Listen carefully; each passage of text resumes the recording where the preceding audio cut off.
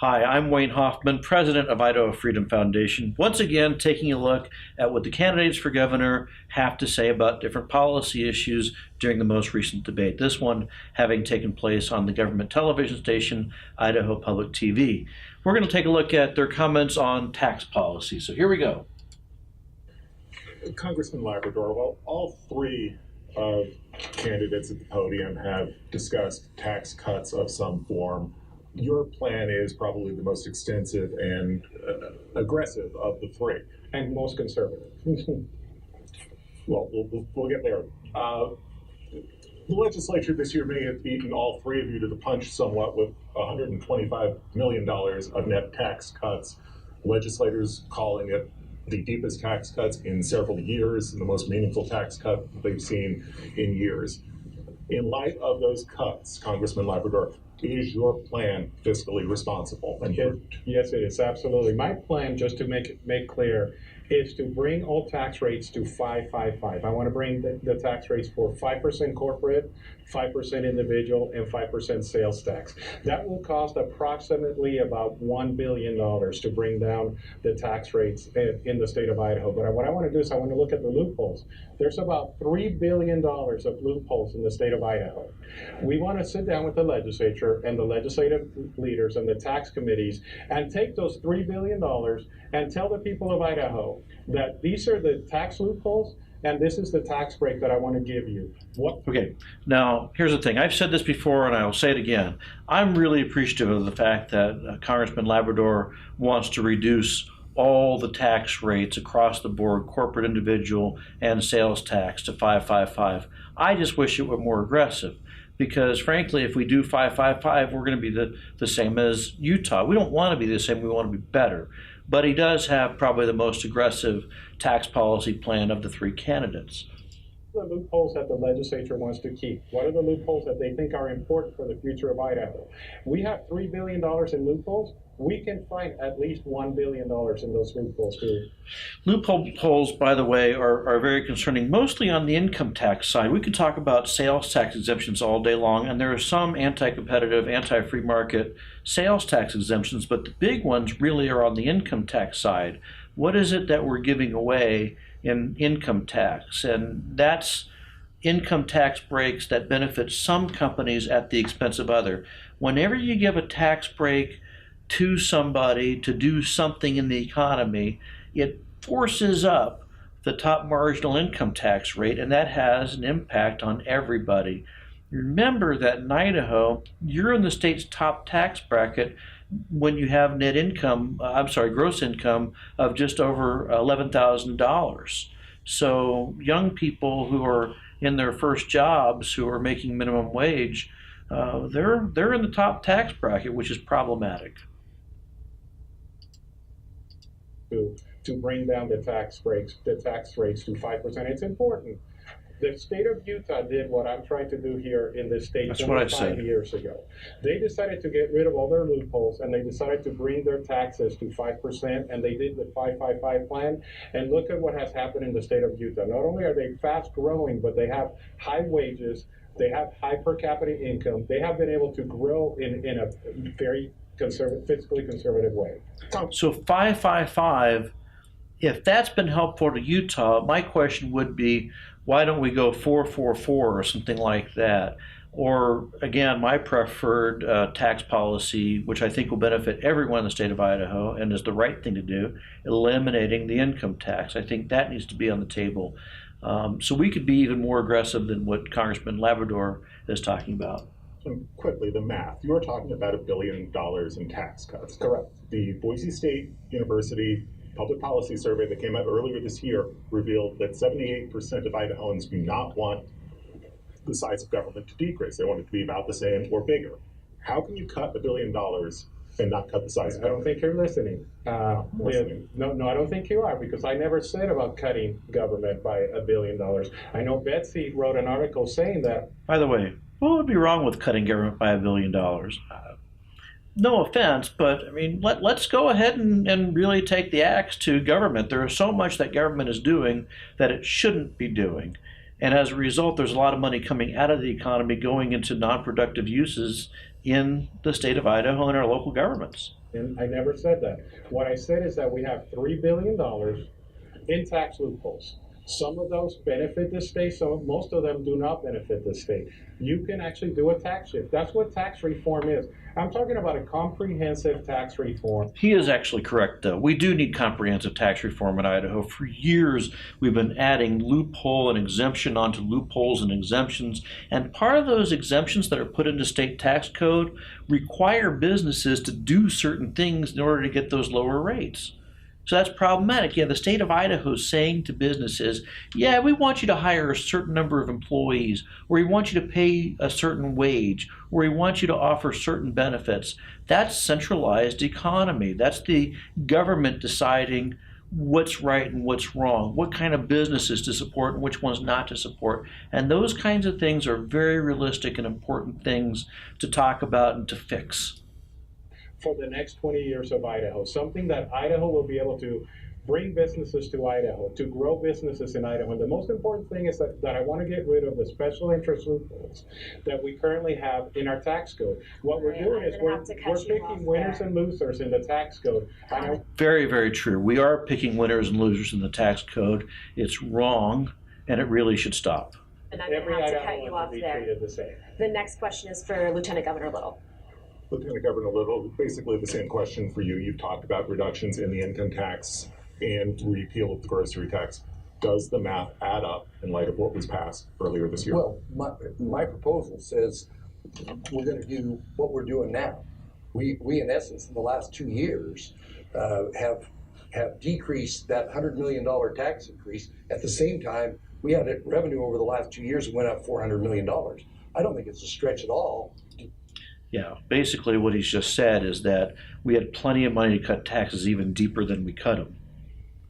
Fact is that this last tax cut that just passed, which was good, and I'm glad to see finally some aggressive tax policy, we could have done a lot more. We could have done a lot more. We could have done a lot more sooner. The taxpayers in these good times, half of their money back. The other half of it, we mainly deployed into education. And I said, when I made this proposal to decrease income taxes by $350 million, it would not be at the expense of education. What the Lieutenant Governor has basically said is that the policy that Governor Otter has put in place of cutting the income tax marginally and growing government also at the same time is the policy that he would continue as governor. So you're not going to see government decrease. You might, if you're lucky, if revenues grow enough, see some slight reductions in income tax. That's the basis of Lieutenant Governor Little's plan. So you need to keep that in mind. He's actually, if you remember, Governor Otter suggested doing 0.1% reductions in the income tax as the economy grew above a certain rate. Lieutenant Governor Otter is basically espousing the same plan. Do it with growth. As the economy grew, we would ratchet those down so that the signal that we've sent and the collective message that has been with school teachers, parents, trustees, the state, that we're going to continue to invest in public education, that we don't violate that trust agreement. You know, here's the thing that really bothers me about that whole thing. We're just throwing more money at education. And we're not really talking about, nowhere in this do you hear about results. You hear about putting more money into education, investing in education, not results. And I understand this is a tax policy discussion, but nowhere during the debate the other night did we actually hear about education outcomes, where we said, here's what we're going to get when we're done putting all this money into education. Here's a hint, not much. Lieutenant Governor Little, we've talked about education and how that factors into this equation. Idaho Center for Fiscal Policy says it will cost Idaho Center for Fiscal Policy, a very liberal organization, by the way. At least $120 million more just to complete the commitments that were made in the 2013 task force.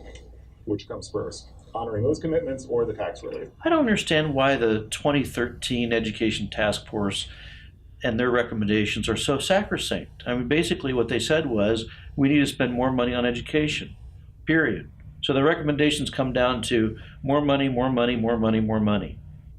The revenue today is up $140 million. But you know as well as anybody else, having served in the government through the recession, that revenue isn't always up.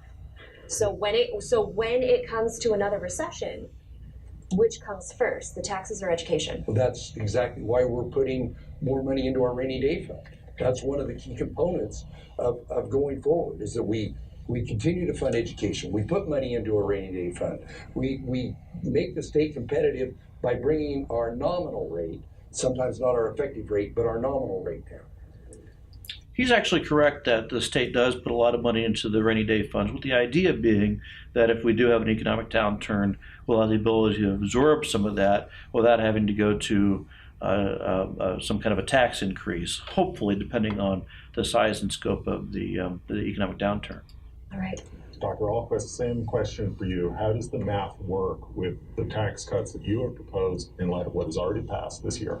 Yeah, I think a couple of assumptions that I make and philosophies that I hold near to me are: one, the government has one source of money, and that's taxpayers. And last week we all paid that tax. Two, I do not assume that we are spending our money effectively right now. Over the last Thank you for saying that.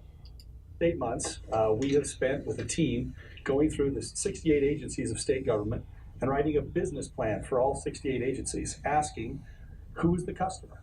How is the customer being treated? And what's happened to the 10-year funding of those agencies? I really wish the other thing that he would ask, and maybe he is, I don't know, is it really the proper role of government? Sure, you have agencies, the agencies have customers, they have laws and rules they have to follow, but sometimes there are customers that should not even be part of the government central complex. Maybe some of the services that are being offered by government agencies through your tax dollars should return to the private sector, and I hope that's a question that Tommy Ahlquist and his team are examining. I believe that there is wasted spending in several agencies. True. More than several. Spending. If you look at the increase in our spending over the last several years, we've been increasing by 9.5% or 10% a year. Wow. That's something that we've been talking about the Freedom Foundation for the last several years, is reality versus the reported number from the state officials, is that in reality we're spending way more than is reported by the governor's office. It's been, in fact, last year was about 9 or 10%. The year before that, it was about 9 or 10% increase. Absolutely unsustainable. It's good to hear him talking about that. There is wasted money. In the real world, every Monday in an executive meeting, you sit down and you talk about the sources of your money and the uses of that money. I cannot wait to get my nose under the circus tent and look at everything line item by line item and actually invest our money. One of our team members... I don't know about this whole thing of investment. Maybe the term is just not being used accurately here. But what we should be talking about is returning as much money to the private sector as possible and doing those things with the public dollar that we promised to do with them in the first place. Investing is kind of the wrong word, because the moment you take the money out of the marketplace, out of the private sector, you're actually seeing less than a return on your actual investment. The dollar you sent to the state government then becomes worth about 40 or 50 cents on the dollar. Helping us go through this process called me. He called me at 11:30 one night and he said, "I've got the problem. They just spend the money. They don't invest it." Really true. We need a paradigm shift in Idaho on how we invest our money so that we can both keep as much in taxpayer pockets and invest in those things that are critical, like education and infrastructure. Both can be done. We will do both. It's absolutely possible. We just need a fresh set of eyes on this, and that's why I'm running. But the Boise State University survey revealed that 68% of respondents said that the tax system looks fine or... I don't normally comment on the commentators, the reporters on the panel, but of course 60 or 70% of the people who are responding to a survey support the current tax code because they're probably not paying the bill. I mean, if you get 100 people in the room and say, how many of you are comfortable with stealing money from Bob to give it to you and your friends, wouldn't they support that? So the survey results don't matter. It takes grown-ups in office to say, you know what, it's wrong to steal money from people. You need to get that money back. So the narrative from the liberal news media where they claim that it's okay to take money from people because a survey says it's all right, it's kind of stupid. It's only minor tweaks. Why are we talking about a fairly extensive overhaul taxes? Well, I've tried to recruit companies to this state for the last 15 years. Our income tax is too high. It hurts us when we recruit companies. Go out and talk to people that are paying taxes. It hurts. I think we need to be more competitive on our income tax. I think we need to spend our money better. There's nothing wrong with taxing our people and then investing that money properly, but we're not doing it right now. We need to change this tax code and make sure that we're making it as competitive, as flat, and as fair for families and small businesses in Idaho. And if we make every decision based on that, what's best for the small businesses and families, we will go far in our tax policy. I want to be clear about something. Really what we should say is, here's what's the best tax policy for everybody. So there are some people who aren't in families and some people who are just employees of businesses. You know, you have individuals, you have sole proprietors, you have contractors. There are a lot of different variations out there in the marketplace. And I think what the government should be doing is say, here's what the best tax policy is for everyone, including small businesses, including families, including individuals. There are wide ranges, and the government shouldn't pick winners and losers. He gets close to the right answer with a little more precision. He could be a bit more accurate. The other thing I'll tell you is if you look around Idaho at funding formulas for cities and counties and school districts, there's a lot of work to be done on this. We need a fresh set of eyes on it. We need to take the dollars that are precious. We don't have the luxury in Idaho to waste taxpayer money. We don't. And we need to start spending that money and investing it in the right ways. If we do that, you'll watch us be able to keep more in the pockets of our citizens, which will allow them to invest better than government can invest and pay for the necessary infrastructure and education that we need in Idaho. Yeah, the investment word kind of throws things off. I'm not really pleased with that. But here's the one takeaway with what he just talked about. It's true, we have these funding formulas for a variety of different programs in state government. And the fact is that some of those funding formulas are just ridiculous and way out of step with time. For example, the public school funding formula predates the internet. So you have money going to public schools the way it was designed to do so before you had the World Wide Web. And digital learning and mobile devices like this one. So, I mean, those are the sorts of things that we need to be talking about, and we're not doing. So it's good to hear that come up in conversation. I wish the tax policies were a little bit more aggressive, but all in all, I enjoyed the debate with regard to that. If you want to learn more about our stances on various issues and some of the candidates and their responses to our other questions, please look us up at idahofreedom.org.